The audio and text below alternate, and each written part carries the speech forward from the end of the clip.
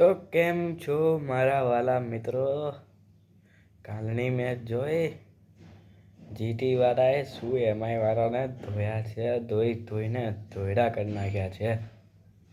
આપણી પ્રિડિક્શન એવું કહેતી હતી કે જીટી જીતશે અને જીટી 36 રનથી મેચ જીતી ગઈ છે કાલે.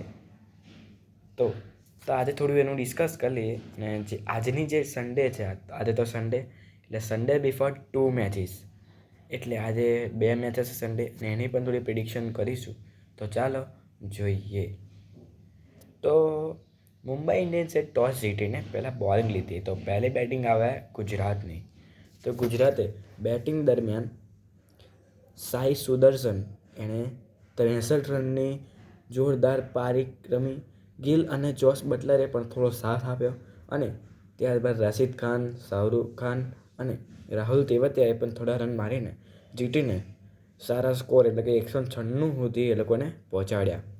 તો ગુજરાત ટાઇટન્સની બોલિંગ કાલે મને ખૂબ જ ગમી, કારણ કે મિયા મેજિક એટલે કે ડીએસપી સિરાજે 2 વિકેટ લીધી અને એ પણ 2 ઓપનર રોહિત શર્મા અને રિયાન રિકલ્ટન અને 34 રન ખાધા. પ્રસિદ્ધ કિન્સરાએ ઇમ્પેક્ટ જમાવ્યો.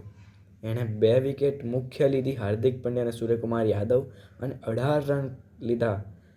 અને રબાડા અને સાઈ કિશોરે એક વિકેટ લીધી અને ઓવર પણ સારી નાખી હતી.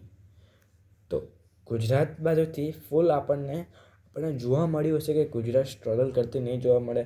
એ લોકોએ સારો સ્કોર એમઆઈને આપ્યો હતો. અને જે અમદાવાદની પીચ હતી એ સ્ટ્રગલિંગ પીચ છે. ત્યાં આગળ તમારે રન મારવા પડે, તમારે ઘણું મોટું ગ્રાઉન્ડ છે, તમારે મહેનત કરીને ચેસ કરવું પડે છે.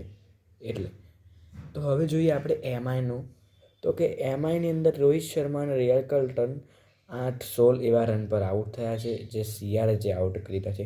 ત્યારબાદ તિલકે પણ સારી ઇનિંગ રમી છે. આપણે જાણીએ છીએ કે તિલક વર્મા એક સારો બેટ્સમેન છે. એ દરેક મેચમાં પોતાનું બલિદાન આપી રહ્યો છે. ત્યારબાદ કાલની મેચમાં સૂર્યા દાદાએ પણ ખૂબ મહેનત કરીને રન માર્યા હતા અને સેન્ટનર અને નમન ધીરે બંને 18 રન માર્યા અને સેન્ટનરે ઓવર પણ સારી કાઢેલી હતી. ત્યારબાદ એમઆઈની બોલિંગ જોઈએ તો ટ્રેન્ટ બોલ્ટ એ 4 ઓવરમાં 1 વિકેટ લીધી અને 34 રન ખાધા. દીપક ચહરે 4 ઓવરમાં 39 રન ખાધા અને મુખ્ય 1 વિકેટ લીધી. અને આપણા કુંફુ પાંડ્યા એમણે 2 વિકેટ લીધી, 4 ઓવર 29 રન અને 11 રન પણ માણ્યા હતા. તો અને કાલની મેચના પ્લેયર ઓફ ધ મેચ પ્રસિદ્ધ ક્રિષ્ના રહ્યા હતા, જે જીટીના છે. કારણ કે કાલની મેચનું જે પ્રદર્શન હતું એ જીટી ખૂબ સરસ કર્યું હતું અને એમઆઈ હજુ પોતાની પહેલી જીત શોધી રહી છે. તો શું એમઆઈને પહેલી જીત મળશે કે નહીં મળે? તો આપણે આ થોડા સેટ્સ જોયા.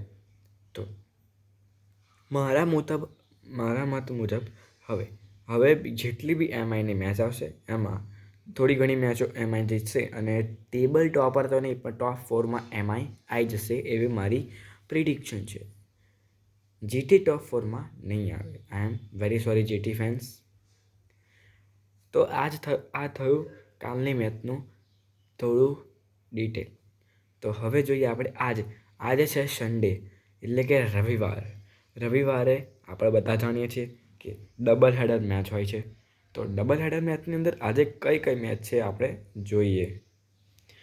તો ગાઈસ, આજે છે દિલ્હી અને એસઆરએચ, જે વિશાખાપટ્ટનમમાં રમાવાની છે. અને બીજી મેચ છે સીએસકે અને રાજસ્થાન, જે રાજસ્થાનના હોમ ગ્રાઉન્ડ ગુવાહાટીમાં રમાવાની છે.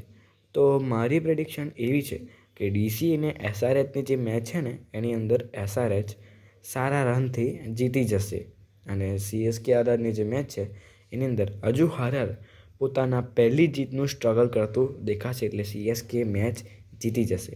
તો મારી પ્રેડિક્શન મુજબ પહેલી મેચ છે ડીસી અને એસઆરએચ.